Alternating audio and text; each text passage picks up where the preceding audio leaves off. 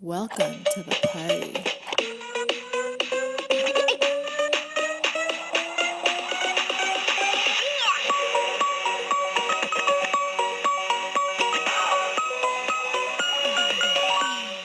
We are on Mr. Barron, Mike Barron. How are you, sir? Good.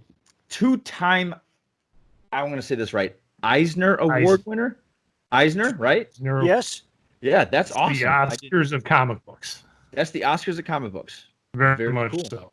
Very cool. And Mike, if you're not figuring out now, I am more the comic fan than John is. Yes. Don't get me wrong. I enjoy my comics. I'm not as in depth as Greg is. Greg is kind of, I would say, the watcher of this universe. Yeah. Between this universe, yeah. But yeah, we're doing all right. How are you doing today, Mr. Barron? Good. Yeah. Can I ask you a question real quick before we get started? What is Bloody Red Baron? Like, where did you get that nickname? Baron von Richthofen. Okay. The actual. He's a World War I ace. You may know him from Linus, where Snoopy's sitting on top of his doghouse wearing a pilot's cap, a leather pilot's cap. Yes, sir. He's fighting the Bloody Red Baron. That's what kid used to call me in high school.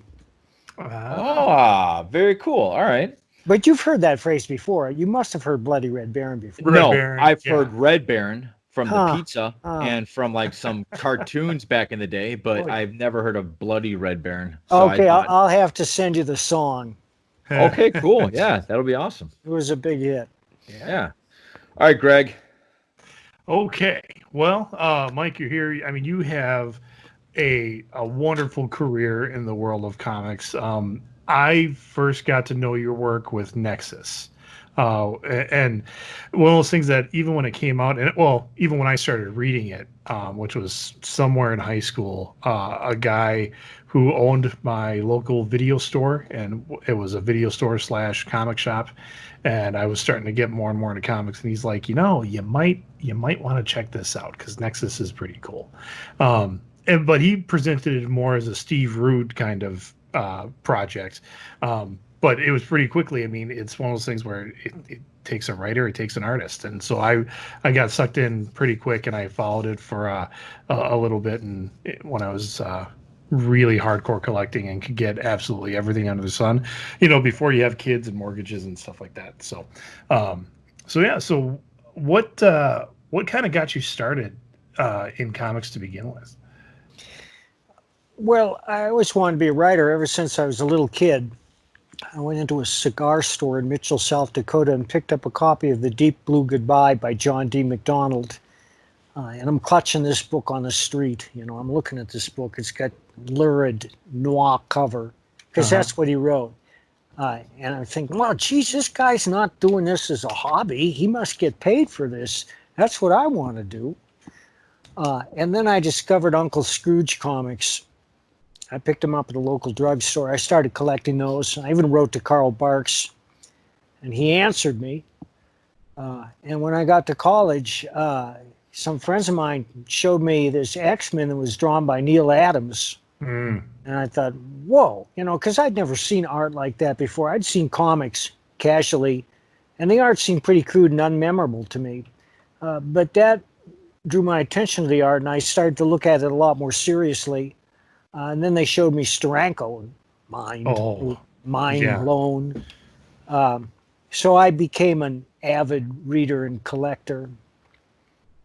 Nice. Well, which Steranko was it? Was it some of the Nick Fury stuff? Nick Fury, Agent of S.H.I.E.L.D., which is brilliant. The guy only did a handful of comics, but they're so memorable and striking and innovative.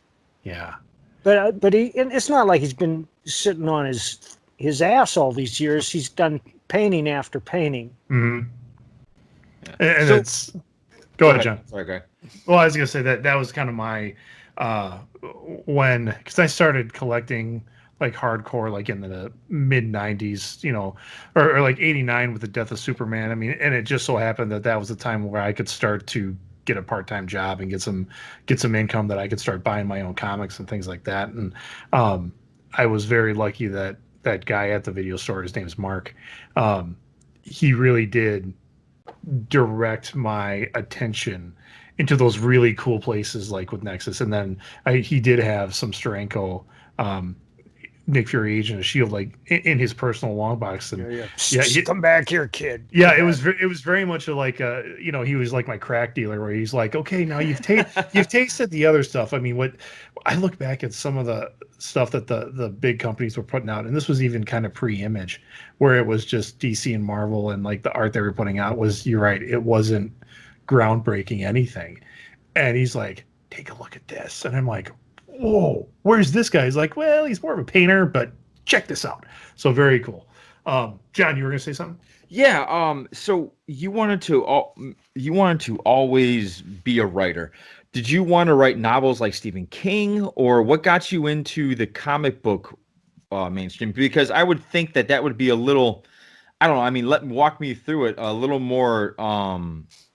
It's like a yin and yang. You got to have a good artist, and you guys have to collaborate in such a way that it's almost synergistic to make it really come out and pop.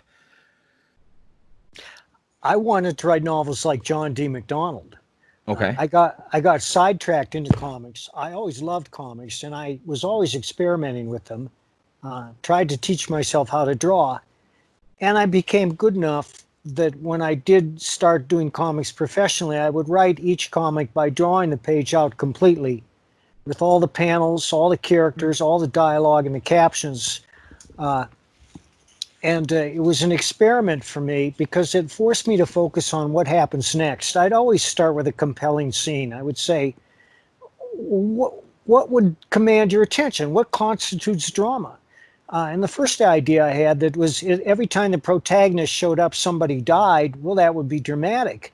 And it's not a new thought.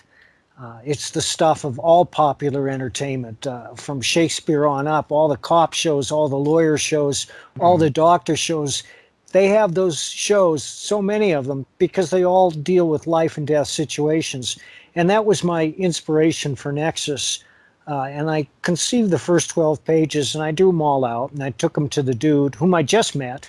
I just met the guy. Mm-hmm. And we knew that Capital City Distribution was looking to publish. So he drew those pages out, and we took them, and he lettered them too, and we took them to the guys at Capital City, and they said, yeah. And we were off and running. So I fell into comics that way. It wasn't by accident. I always wanted to do comics. So because of Nexus, its success in The Badger, I was asked to write for Marvel and DC. I never stopped trying to write novels, except for about one 10-year period that was pretty dark. But when I came back to it, I realized that I had it. It took me 30 years to learn how to write a novel because I'm a slow learner. You know, I have no excuses. I'm just a slow learner. But then everything seemed to fall into place. And now I'm more excited about my writing than ever. And I'm working on a couple of novels right now. We just funded the Nexus novel, which will be out in November. Cool. Well, you said you went through a dark period. Do you think that had a lot to do with where you're at now in terms of your writing? Because it seems to me really good writers always have a dark period that they go through, and then all of a sudden, next thing you know, they're like writing great works. Do you think that had a lot to do with it? I'm not asking you to go into your 10, I'm not asking you to go into it, but it did. Yeah. Yeah, there's no question in my mind that it did. But I can name you a number of great writers who have been on top of their game from the get-go. You know, guys who become famous, like Harper Lee, when she wrote To Kill a Mockingbird. I think she was like 27 years old. And nobody expects to hit a grand slam right out of the gate with your first novel, but she did. But, of course, then she never wrote another book for the rest of her life, except Go Tell a Watchman, which I haven't read. And William Styron, where he wrote As I Lay Dying when he was like 28 or 29. I hate people like that. They have natural talent.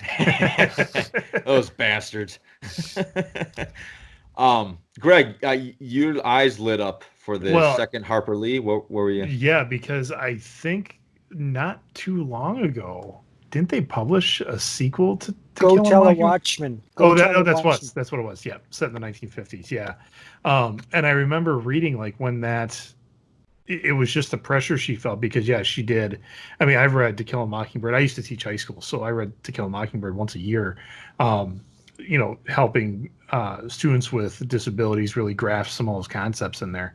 And well, I was shocked when I found out that there was a sequel because we never covered that in school. But yeah, that was just her story of just knocking that out of the park right away was rare. But it was Guys, and is a this little live? disappointing. Is No, this live? No, no, All sir. right. yeah, we can edit anything out. That's You fine. No, I don't care put about that. I thought it was. So I was telling people to tune in, but Oh, never mind. Never mind. we don't trust ourselves to go Right. live just Okay. yet. just yet. Yeah. But yeah, those authors that hit it right out of the park. And one guy that I'm a fan of now, he's a fantasy author out of Wisconsin by the name of Patrick Rothfuss. He wrote the King Killer Chronicles. The first one's called In the Name of the Wind. He's kind of a friend of a friend of a friend in a way. And so I met him 25 years ago when we were in college, and he's like, yeah, I'm writing a book. And then I met him at a comic convention in Madison. He had just released In the Name of the Wind, and he was like blowing up. He was getting all the love from like Tor Books. Martin was like writing his forewords. He's like, this is amazing. I've never heard this. He's like, yeah, but it took me 30 years to write my first book. I mean, it was one of those kind of moments that he's like, it took me years to write the first one, and now they want a sequel like within a couple of years. And he's like, it's just a lot to kind of have to do that. So I can see when authors have that first big hit and they're like, oh my God, I got to repeat, and the stress that can put them under. So, Madison is my hometown. I was going to ask where you were from, because I had seen some references to it as I was doing a little bit of research on you. But so you grew up in Madison? Yeah. I went Go to school there. Badgers. Yeah, Badger. That was my second creation. Where'd you go to high school? West. Oh, you're at West. Okay.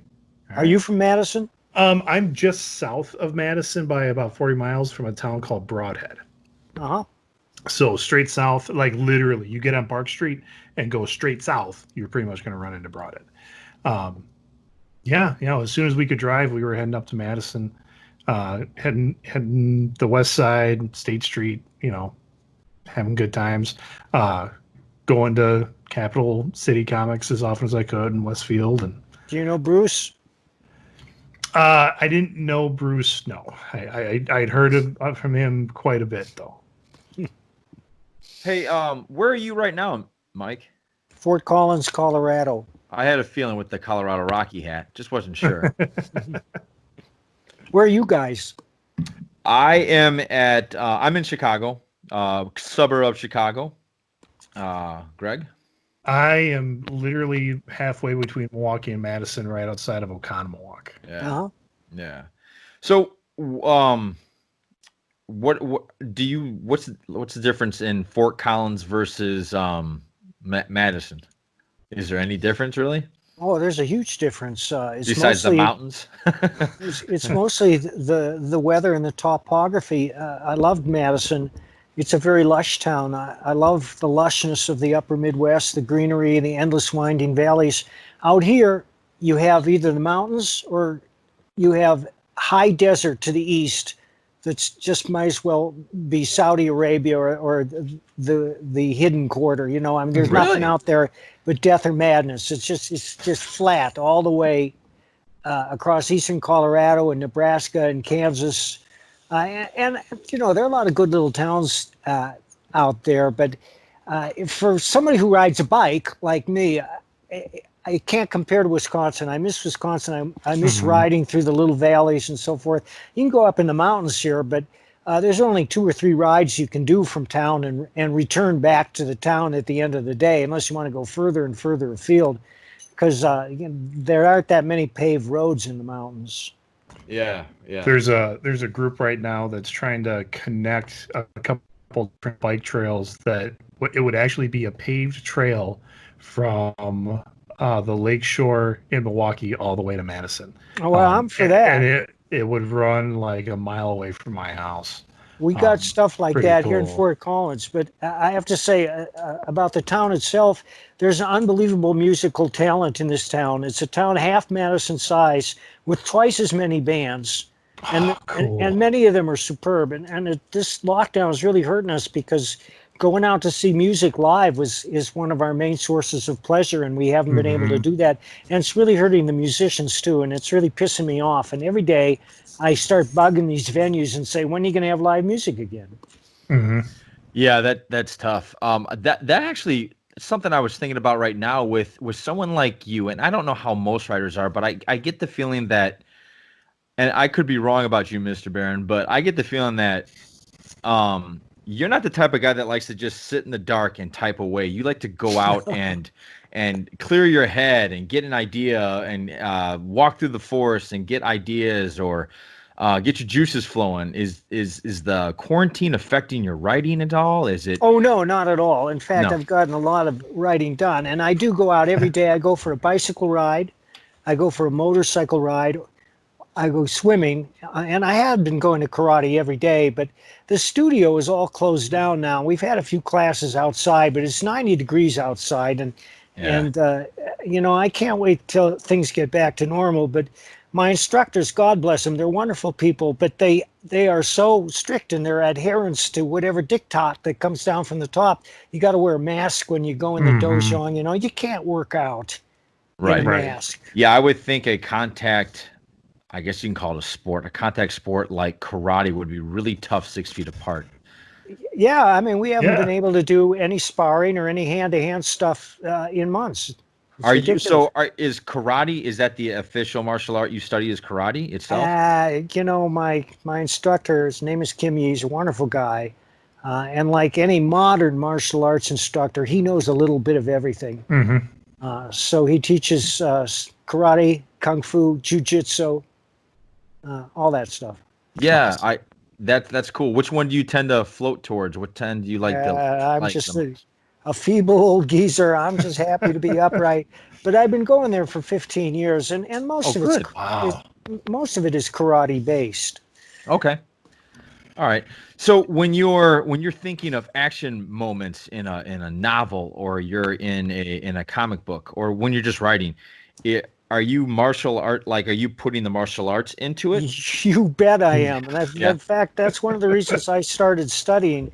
And if you go through Badger, you'll find that every fight is intricately choreographed. We have a new title coming out called Cue Ball, which is a martial arts espionage thriller. Oh, sweet. I think I can. I'll send you some art via your Facebook page. Let's see. Are you guys here? Where are you? Who's Johnny? publishing that? I can't say because we're talking to three different publishers, and we're waiting to hear the deals. Are you guys on Facebook? We are. Johnny and the Greg podcast. Greg, on Facebook, is it the Greg together, or is it separate? Here you are. Here we go. Yeah. And I'm going to put another plug in there for. Are you going to the grocery store? Okay, baby.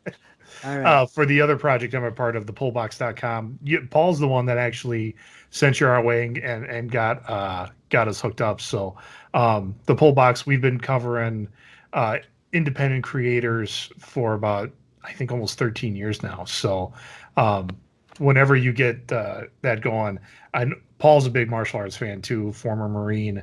I don't know if he's a practitioner anymore, but I studied for like you said, a kind of an Americanized martial arts form, Taekwondo base for years.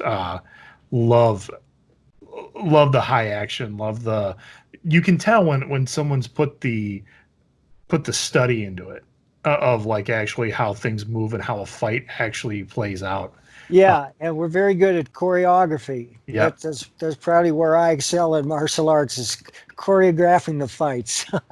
Yeah. Did you find when you started studying that you started watching action movies differently? Well, yes and no. I mean, like a million other guys, I was blown away by Bruce Lee, and that helped to inspire me to study. And I was lucky. I started in Boston, had a little dojo that was a half block from my house.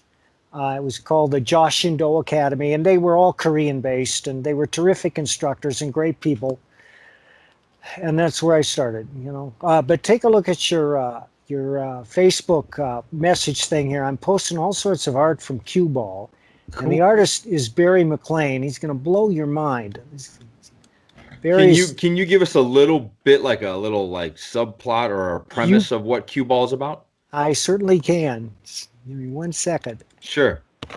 All right. Detroit homeboy Curtis Ball joined the Merchant Marine and ended up managing a warehouse in Manila. Curtis wanted only two things out of life: to see the world and study Kali Eskrima. But when a pack of tuxedoed sharks muscle their way into his warehouse, Curtis learns the hard way that it's not always smart to mind your own business. The spooks are looking for Donna Wing, a beautiful Chinese blogger, forced to flee due to her exposés of child organ trafficking. Now Curtis and Donna are on the run from the Chinese government, the Tongs, and a group of international cutthroats who will stop at nothing to stop them from reaching the United States and spilling their guts. Sometimes you have to spill some guts to spill your guts. Nice. All right, sounds great. As Yeah, you can see over there, Greg's holding a schema stick. I don't have I'm usually not too far away from a stick in my house. Yeah, it's I love that. I love that style. I talked about it recently with the world kind of blowing up and on fire, and the whole question about some of the tactics that police officers use. I'm like, I've seen some really cool locks, and I mean, not even like pain compliance locks, just, hey, I can turn you into a pretzel where you can't move. That could be an arrest tactic. I mean, if they had advanced Kali and Eskrima training, I think you could, I think it can maybe change a couple arrest techniques and things like that. But well, I've been lucky to train with some cops here in Fort Collins. Cool. So there are guys that are interested, but they do it on their own. Mm-hmm. I don't know what the police academy teaches. I'm sure they're all different. Every local police force is different. Yeah. With the way the world's going now, do you find it difficult do you find yourself what's the word I'm looking for, censoring your own self when you're writing, because you're like, I don't know if I don't want people to take this the wrong way, or I don't want to offend anybody, or how do you look at that? Do you just say, whatever, I'm just going to write what I write and that's it?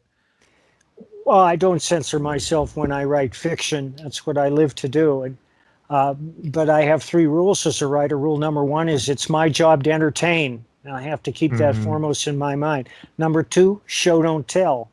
Sounds simple, but it's not so simple to practice.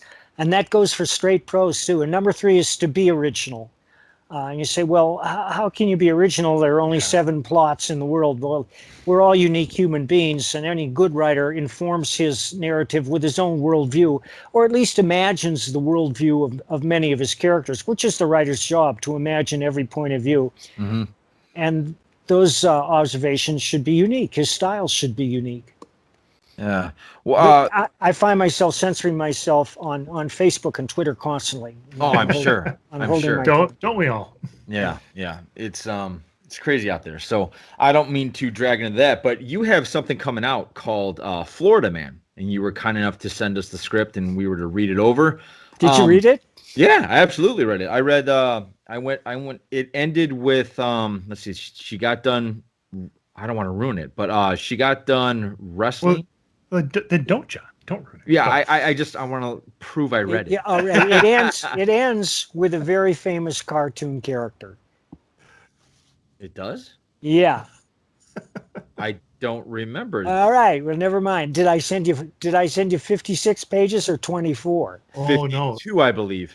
I say I don't think was it 50? All right, don't worry about it. Yeah. What I got, I thought it was like 36, but okay, sorry. But I enjoyed what I read. I'll tell you that. I thought it was funny. Yeah. It took me back to My Name is Earl. You ever see that show? No, I never did, but people keep talking about it. Yeah, it has that flair. I thought the funniest. I don't want to ruin it, so I'm not going to ruin it. So, there were some parts I really enjoyed. I thought, where was your inspiration for it? Like, tell us about it. Well, this is a story that chose me. Okay. Every time I went online, it was Florida man this and Florida man that. In the news. Yeah. Did you watch the trailer on the Indiegogo platform? For Florida Man? Yeah. I did not. I did not see man. Sorry, I didn't see that. I will check it out definitely. Yeah, and I'll send you the link right now. We'll connect the link in this. We'll link it down below for our watchers to take a look at. You gotta see this. In fact, it's only 20 or 30 seconds. I would urge you to watch it now. Can we do that, John? You want to bring it up? Okay, can you bring it up or no? It's on your Facebook message. If you're on Facebook message, do you have a share screen option, Greg, on your end? I do. Okay. So let me bring it up while I say one of the things that I thought as I was going through it is that, I mean, I know we're upper Midwestern born and raised guys, where I usually think of Florida as Florida, but like a beach. Yeah, but we're not talking about that. We're talking about Florida. And that is very much, and I always type Florida into the search bar so I can get to my Facebook, but that's what was going through my head as I was watching that, was definitely Florida. So give me you said you were inspired by all the news you kept hearing about Florida. Yeah. So keep going, Mike. What can you bring that video up? I think we're working on it now. All right. Well, Gary Duba's having a bad day. There's a snake in his toilet, a rabid raccoon in the yard, and his girl Crystal's in jail for getting naked at the Waffle Hut and licking the manager. That's what kills me. The licking the manager is where I had to stop and be like, oh, God. So Gary sets off with his best friend Floyd to sell his prize Barry Bonds rookie card to raise the $500 needed for bail. But things get out of hand. And then it's just one thing after another. Gary's lives in a trailer down by the swamp. He's a roofer by trade. His best friend's an exterminator. But Gary's got big dreams. He's always looking for an angle. He always wants to make money. And it's one thing after another. He's up, he's down, he's up, he's down. He gets into the craziest situations just trying to make a buck. Right. Like the time he agrees to smuggle 100 rare tarantulas into the country in a suitcase from Mexico City. You got it, Greg? It's coming up, yeah. Okay, all right.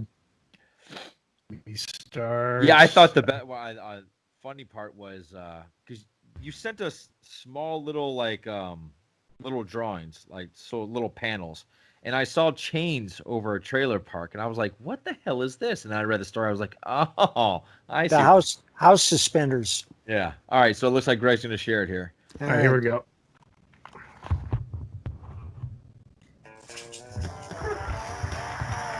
Hey man, y'all got beer still? You've seen the stories. Now, writer Mike Barron and artist Todd Mulrooney are bringing the quintessential Florida man, Gary Duba, to life. Gary's just a regular guy living in a trailer with his girlfriend Crystal, but he's got dreams, big dreams. He just invented house suspenders that will secure any home to the ground in rough weather. And now he's going to show them off on Piranha Pool, the TV show where venture capitalists and entrepreneurs pony up if they like your pitch. But when his gal Crystal gains notoriety as an infamous amateur wrestler, she quickly advances to the pro circuit where her greatest challenge is an angry Australian grappler. Follow Gary and Crystal on their extraordinary journey from rags to riches. To rags to riches, to rags to riches, all while dealing with shady lawyers, toilet snakes, wild gators, cheating hearts, feral hogs, and problem shoppers. Back Florida Man today and reserve your very own copy of the Florida Man graphic novel. We're bringing back funny books, y'all. That's great. That's great. That looks like a lot of fun. Hey, have you ever thought of that could almost be like something on Netflix? Well, I think about that all the time, but you can't make that happen unless you're willing to kill somebody. They have to come to you. They have to come to you and say, Mike, we want to option this property, and I would be delighted to hear them out. Yeah. Cool. So what kind of research did you do for that? Did you go down to Florida? Did you I've been to Florida many times. You go to Florida? Yeah, I've been to Florida. And there's a site called floridaman.com that pulls all these stories together, and there's thousands and thousands of them. They should all publish them as a book. It'd be a big fat book. There's a lot of inspiration there, but once I created the character of Gary, he came alive and started to dictate his own story to me, which is what should happen. So Right. it's not just a series of stupid or salacious incidents.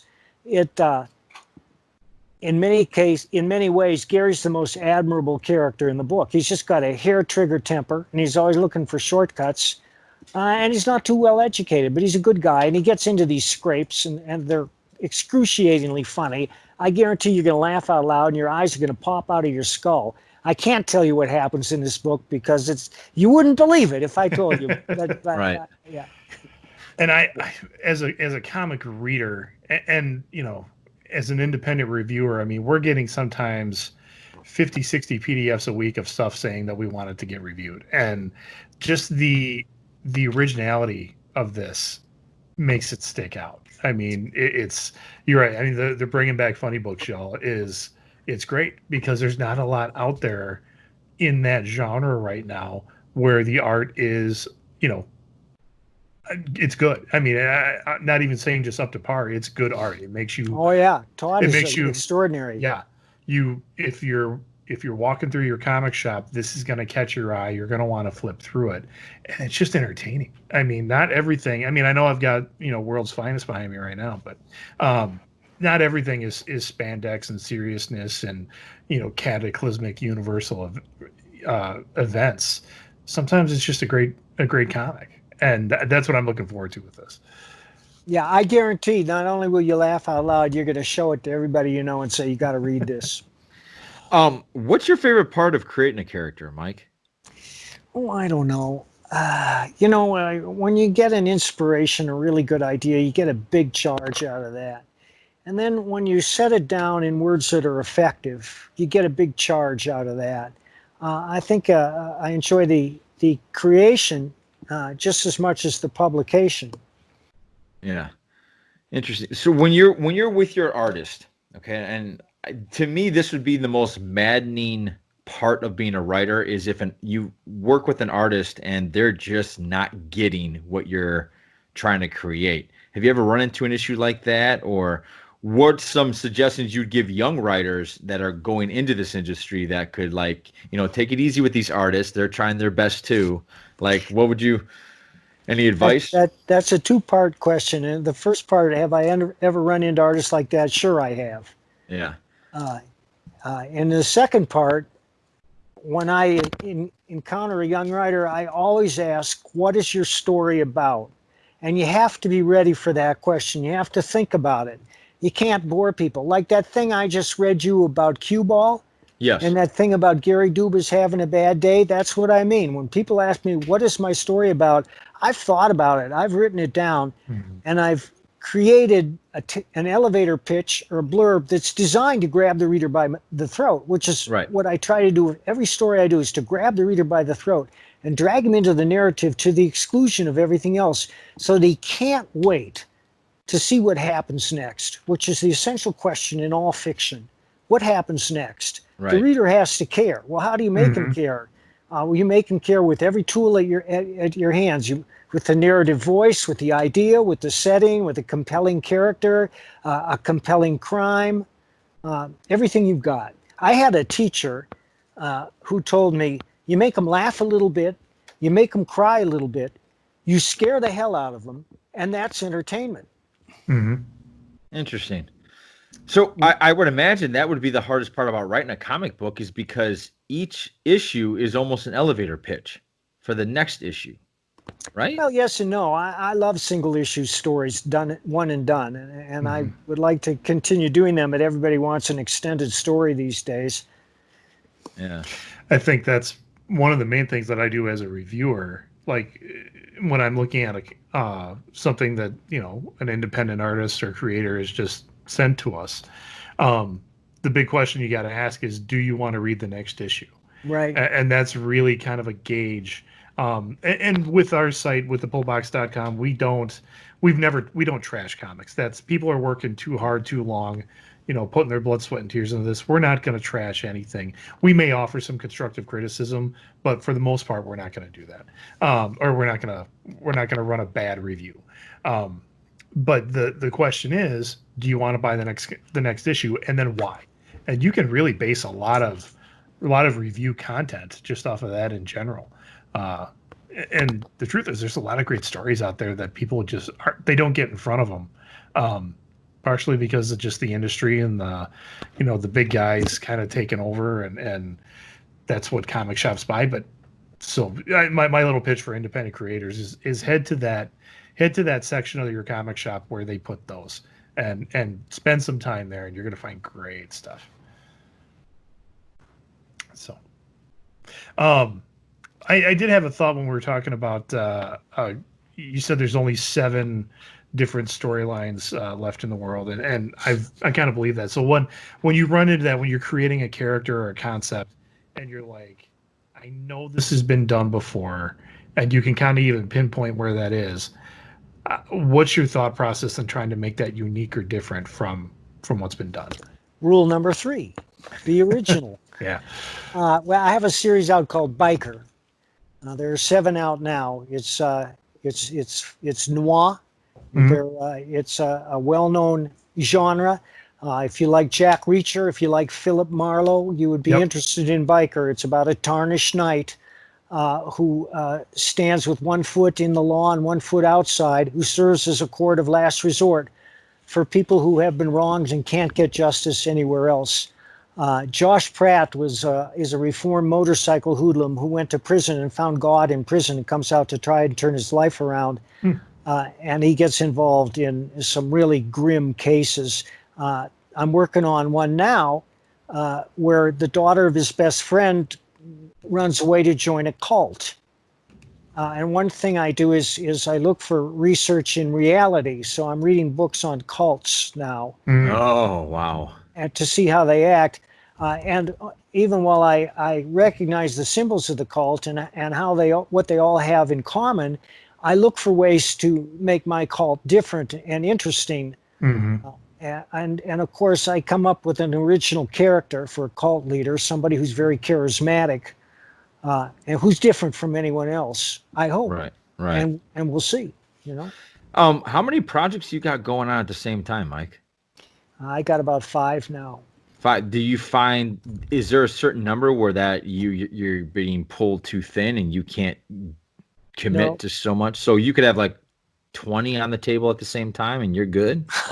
Well, not if they all hit at once. I'm at a stage in my life where I don't release anything unless I think it's a home run. Okay. So I take my time with every project now. Some of these novels have been hanging fire for a couple of years. I have a Badger novel written that I'm going to whip into shape and put on the market shortly. We're probably going to do a Kickstarter for that like we did for the Nexus novel. Yeah. Cool. I've been curious about this. You brought back or relaunched Flash, right? You put Wally West into the costume and made him the Flash when it first came out. Am I mistaken with that? I was asked to do that by Mike Gold of DC, and I did.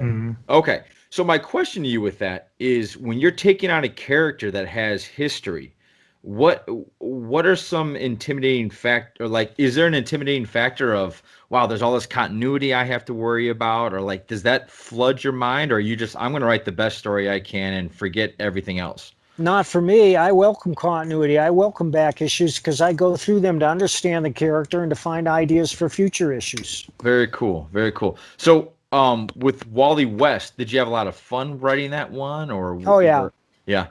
Okay, I that's Wally West is probably my Flash. A lot of people like Barry Allen, but I've always liked Wally. So thank you for that. The other thing I wanted to ask you, when it comes to DC, and you also did a run on Punisher where you actually introduced the character Microchip. I didn't know that. You were actually the one that introduced that character. So you have a lot to do with the Punisher's mythology from when it first started. When you're dealing with DC or Marvel, are they pretty much the same company, or is one a little more detailed, or is one less detailed? Like, does one give you more creative reign? I had a great deal of creative reign at both companies, and I enjoyed working at both companies. DC was a little more show busy because probably because they're a part of Warner Brothers. So when I came to town, they'd take me to see a show. I remember they took me to see Ray Charles. Ooh, Really? Yeah. Nice. But Marvel, I had no problems with them. They were all sweethearts when I was working there. Of course, I don't know anybody who's working there anymore. No. You actually interviewed Stan Lee, right? That's right. I met Stan Lee in 1974 or 75 and interviewed him for Creem magazine. What was that like? Well, Stan was exactly, there was no difference between the public Stan and the private Stan. Okay. What you saw was what you got. He's a very gracious, generous man with a skill for selling, and a skill for the phrase, the right phrase. Mm-hmm. Face front, right. True believer. Yeah. It's like he really knew what to do. Yeah, that makes a lot of sense. I just posted that Creem cover in your on your Facebook page. Okay, very cool. Greg, I forgot what I was going to ask, Greg. So you got a question? Well, when it comes to Stan Lee, I never actually met him face to face. I saw him interact with some fans when it was, Chicago C2E2, something like that, where the line is like wrapped around the building and everybody's waiting to see Stan. Whoa. You okay? You all right? Oh yeah, I had to take that hat off because it's getting too hot here. Oh, okay. Just what I saw was, like you said, he had a great skill for selling himself and getting his face in front of a lot of people. As a writer, you've always got that writer-artist relationship. And from what I can tell, going through the work that you've done, it's pretty equitable. Other than like when I was first introduced to Nexus, it was Steve Rude's Nexus. But that was, I think, more the guy that introduced it to me was a big Steve Rude fan. But do you ever have like that back and forth, either with Marvel and DC or any other company, or even your creative partners, of like who's the front man? Not really. That's good to hear. Because you hear about a lot of creators on either side that it's almost like their byline gets buried, which is a shame. So, I'm a big fan of. I saw I think it was a 20-second animated, like it was going to be Nexus, the animated series, and that looked really cool, Mike. That was like old dude. Oh man. That took me back to the 1980s when I used to have my Captain Crunch and I'd sit there and watch Saturday morning cartoons. Is there anything on the horizon with that? Is that kind of dying, or is that? Oh, okay. All right. Okay. That happens a lot. All right. Any character you'd like to write for? Anything? Any character like Shang-Chi, Master of Kung Fu. Yes. Yeah? Why is that? Why is that? Because I'd like to see the martial arts done right. Mm-hmm. Okay. But also, I could give him a very compelling story. Yeah. That sounds cool. So that's out of all of them. That's the one. Otherwise, I prefer my own characters. Who wouldn't? Of course. What's the, have you heard buzz about that movie that they were going to do? I know that was The Ten Rings pitched. No, it was, well, maybe that was going to be part of it, but they were going to do a Master of Kung Fu, or I don't know if they were. And they still are. Well, various people involved with the film have said things that make me inclined to not watch it. Really? Oh, that's a shame. Well, they messed up. They messed up on Iron Fist big time. They did. Yeah. No offense to the actor. I heard he started training just like a week or 2 weeks before they were filming, and and that's something like when you've you understand, as a 15-year practitioner of martial arts, you can't make that look natural. You can't make that look good. You can't? No, I'm kidding. No, I mean, It's not as if they're not actors capable of doing Right. that. There are only 1,000. Yeah, that's true. That's true. So, Yeah. especially a movie like show like Iron Fist. Did you ever watch that, Mike? No, I never saw it. Okay. Don't bother. It would probably infuriate you. Yeah, it would. Yeah.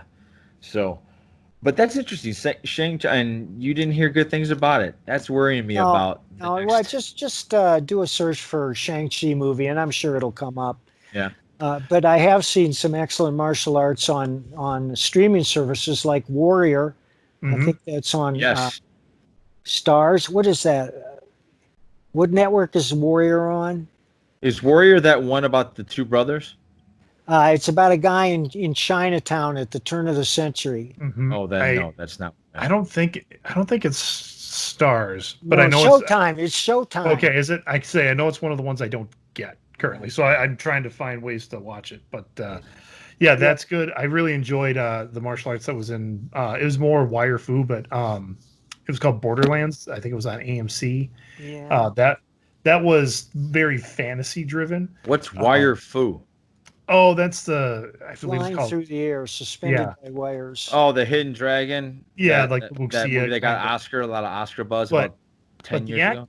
Yeah, the actors in there, you could tell that they had some skill, and it would be great to see them do like more realistic kind of cool fighting. Right. Like I love. I don't know if you saw the Raid series, Mike. Oh yeah. Oh man, that is just phenomenal. Yes, that's great. Johnny and I think we dedicated half a show to just Yeah, we did to that. Yeah. just gushing love for the Raid. yeah.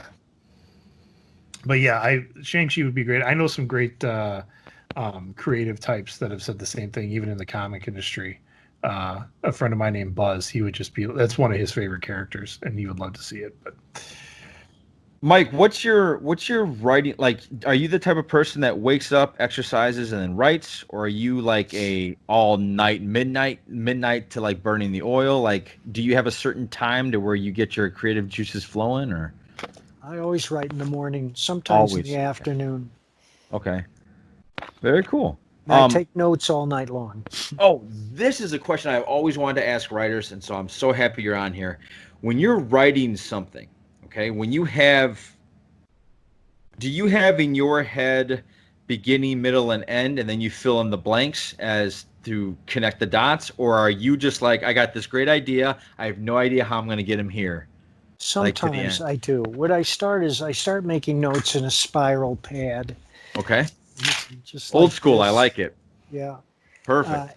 And I make notes on who the characters are, what the plot is about, what the main dramatic point is, and I see the dynamics of the story because they're constantly in flux. If you have a guy who's perfectly satisfied and his life is smooth and everything is mellow, it's not a dynamic story. It's like a Virginia Woolf book. And that's not the type of thing I try to do. I try to grab the reader by the throat, and I love noir stories, hard-boiled detective stories. Mhm. Josh Pratt is my attempt to do a Travis McGee type story. And as I mentioned, I got hooked on writing by Travis McGee. And for people who don't know who John D. MacDonald is, he wrote Cape Fear, and I'm sure you've all seen the movie with Robert De Niro. Yeah, Mhm. And that's the second version of the movie. right. I saw the first one as well. Yeah, they're both great. Yeah. Well, one of my favorite types of novels to read, it was always that noir stuff, with a little bit of the fantasy thrown in. So I was a big fan of The Shadow. Even now I'm reading Jim Butcher's Dresden Files series, which is pretty much hardcore detective novel guy based out of Chicago, but he's also a wizard. So I like how he can mix in all those pieces to it. But yeah, I just love that genre. You might be tight-lipped on this one too, Mike, but if you could have any actor play Josh Pratt, who would it be right now?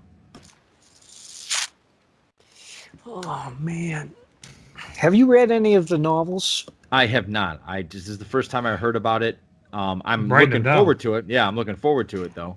Well, he looks like Jason Statham, but Jason, alas, is not a very good actor, and he can never lose that British accent Yeah. he's Yeah, got. it's true. But I don't know. I like Matthew McConaughey, but I like him for everything. Greg's really good at casting, so he'd probably find somebody for you. For Oh, sure. I'd have to dig into the character a little bit more, but yeah, Yeah. that'd be a lot of fun. Yeah. Anybody for Florida Man? Because I'm sorry, I just keep seeing Jason Lee. Jason Lee is from My Name Is Earl. It's basically about a down and out guy who wins the lottery and ends up spending the rest of his life Really? trying to make up for all the wrong he's ever done. Well, it's a good thing I've never seen that. Yeah. So, very cool. Very cool. Greg, you got anything else for? Well, now you got me thinking about casting Florida Man, but one of the great redneck comedies that I've watched recently is Logan Lucky. I don't know if you ever saw that one. It's from his name just slipped my mind, but the guy that did Ocean's 11. Steve Is Stein. it a movie? Yeah. It's Magic Mike, what's his name? Tatum McConaughey? Channing? No, Tatum Channing. Channing? Channing Tatum. I don't know which order Channing that goes Tatum. in. It's Channing Tatum. But him and Kylo Ren is his brother. Adam Driver? Adam Driver, yes. Thank you, John. And they played rednecks really, I'll really seek it well. out. I want to watch that. It's a great heist film. I mean, it really is. The preview just makes it look like it's ridiculousness, but man, Steven Sondheim, he writes and directs a great heist movie, and this was a great heist movie done by rednecks. Cool. What genre do you tend to gravitate more towards? The noir? I'm all over the place. I have 3 horror novels. Ooh. Really? Yeah, and When you say horror, what kind are we talking? Like spooky, supernatural. Oh, okay. Always supernatural. I don't like slasher stuff. But the 3 horror novels are all exceptional. One is called Banshees. And it's about a satanic rock band that comes back from the dead. Skorpio Really? is about a ghost who only appears under a blazing sun. And Domain is the ultimate haunted house story. Cool. You got any good werewolves one that you're playing with in your head? Well, it's funny you should ask that. I love werewolves. We do, yeah. Yeah, we're big fans of those. Because I'm working on a werewolf comic right now. Let me show you the cover. Cool. Great lead name character is Johnny, just so you know. Yeah, Greg is not a good lead name. It's not a good name for anything, really. Oh, that's not true. Actually, if you want to know my full name, sir, it's Johnny Angel. That's not a bullshit name. That is a real name. You can put that in one of your things. Huh. Oh, wait, I know why. UVW. I know why I can't find it. Hang on. There it is. Wait. Anybody that is watching us right now, we will have all these links at the bottom, or you guys can go onto our Facebook page where where Mike's putting all this. There. Do you see it? Did you see it?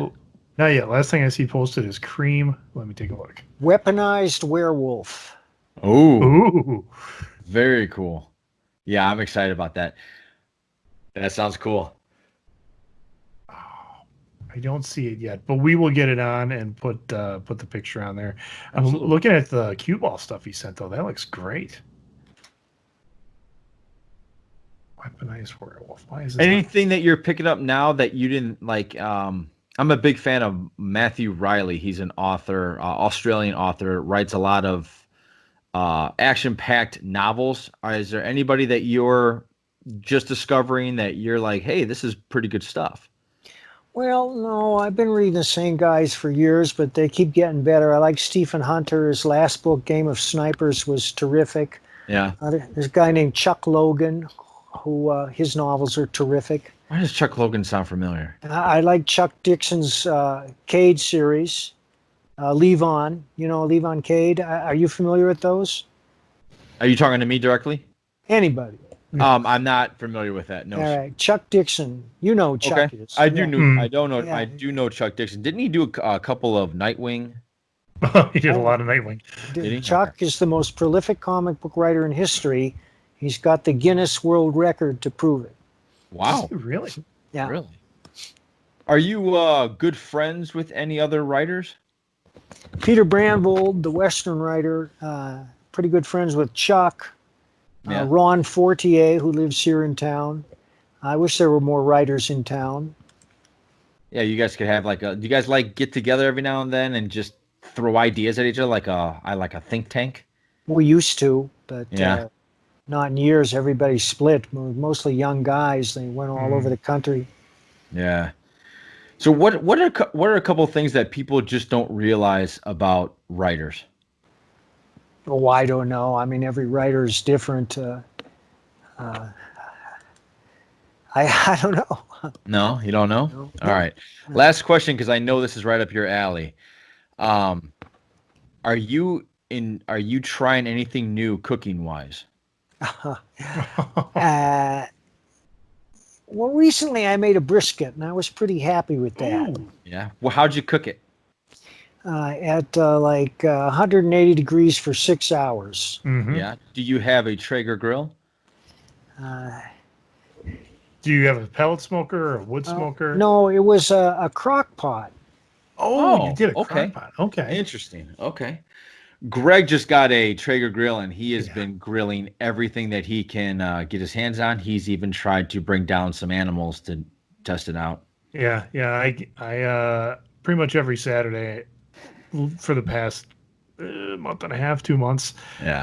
I'm up sometimes before the sun to prep everything and get it going. I wish I was there. Yeah, it's become a bit of a passion. But some of the, I'm on a couple of Facebook groups going back and forth, and it's all dudes just being dudes and giving each other crap for using a pellet smoker over a wood smoker and whatever else. I'm like, hey, you know what? As long as it tastes good, I don't care.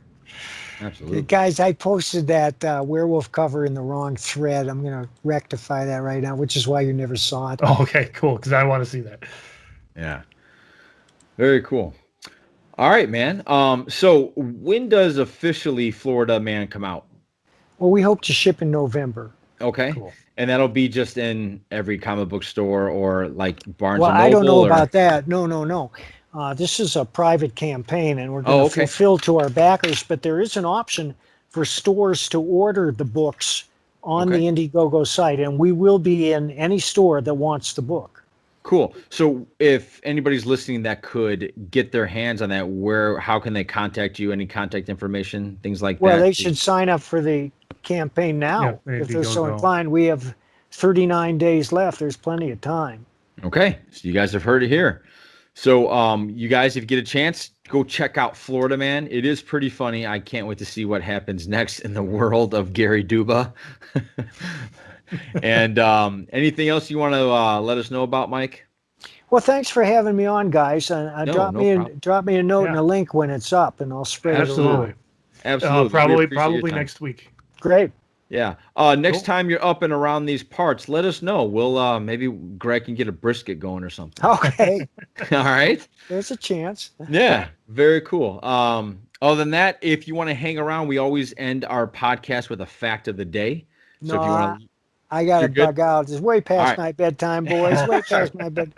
No problem. All right. Thank you very much for joining us, Mike. Take care. Thank you.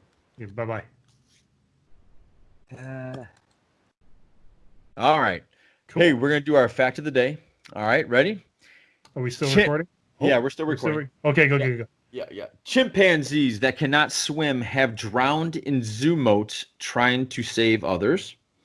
Also given the chance to get food by pulling a chain that would also deliver an electrical shock to a companion, rhesus monkeys will starve themselves for several days. Oh, well, that's sweet. Well, that blows your theory out of the water that they don't have a soul. I never said they don't have feelings. Yes, you did. Go check out Should Zoos Exist. I did not say they didn't have feelings. You said they didn't have a soul. No, I said I didn't know because it's not written in the religious text that I believe in. Okay. Do your homework. My fault. I thought you were all about they don't have souls. No. All right. I know people that say that, and they will be like, no, absolutely not. But I'm like, you don't know that. But yeah. Okay. Good for you. Yeah. All right, man. So what do you think up. about Mr. That was fun. I like Yeah, that. that was fun. I think we are a little too simplistic for the likes of him.